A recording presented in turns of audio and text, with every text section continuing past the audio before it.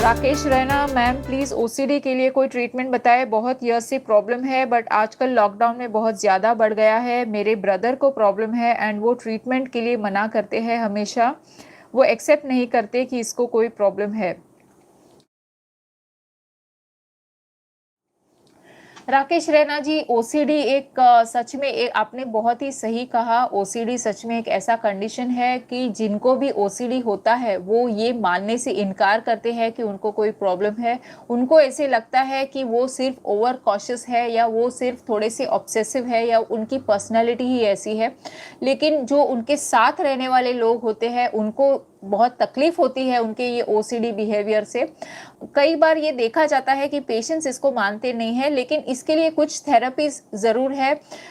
सबसे पहले तो हम लोग देखिए, कोई भी ओसीडी का पेशेंट होता है उसमें हम लोग इमीडिएटली मेडिसिन नहीं स्टार्ट करते। मेडिसिन हम लोग क्लोमिप्रामाइन और फ्लूएक्सिटिन यूज़ करते हैं, लेकिन ये ऑफ कोर्स आपको एक्चुअली पेशेंट को चेक करा के और एक्चुअल डॉक्टर के साथ कंसल्टेशन से उसके बाद ही वो प्रिस्क्रिप्शन से ही ये मेडिसिन मिलेगी। इस तरह से आप ओटीसी नहीं खरीद सकते। फिलहाल तो आप एक थेरेपी जिसको हम लोग कहते हैं कॉग्निटिव बिहेवियर थेरेपी यूज़ की जाती है ओसीडी के पेशेंट्स में, जिसमें हम लोग generally exposure and response therapy करके आता है, वो हम लोग यूज़ करते हैं।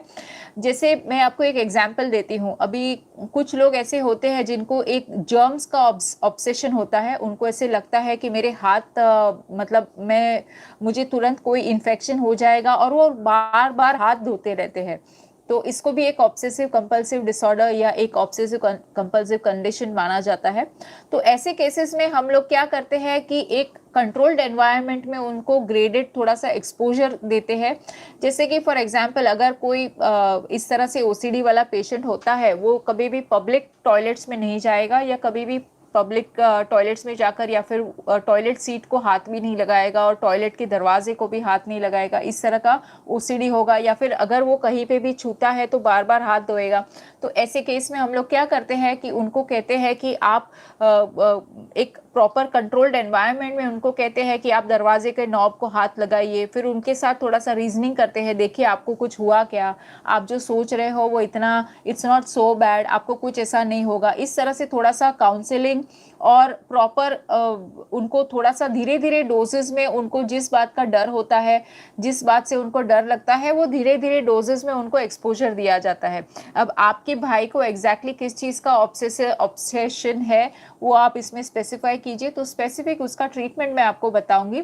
अगर आप यहाँ नहीं कहना चाहते तो डायरेक्टली आप मुझसे कंसल्ट करके ऑनलाइन कंसल्टेशन के द्वारा भी मेरे साथ ये केस डिस्कस कर सकते हो और मैं आपको एक स्पेसिफिक ट्रीटमेंट बता सकती हूँ कि किस तरह से आप किसी भी तरह का ओसीडी जो आपके भाई को है वो बिना दवाई के आप थोड़ा सा काउंसलिंग करके किस तरह से आप ठीक कर सकते हो। ओके, तो उसके लिए कैसे कंसल्ट करना है डिटेल्स मैंने डिस्क्रिप्शन में दिए हैं। Call me for mobile app से आप मुझे कंसल्ट कर सकते हो। प्रैक्टो और लाइब्रेट से भी आप मुझे कंसल्ट कर सकते हो। तो ये जो मैंने आपको ओसीडी के लिए कहा उसमें बेसिकली जो पेशेंट का रिस्पॉन्स जो है ना उसको हम लोग कंट्रोल कर सकते हैं, यानी कि उनका जो एंग्जाइटी लेवल्स है उसको कम करने की कोशिश की जाती है।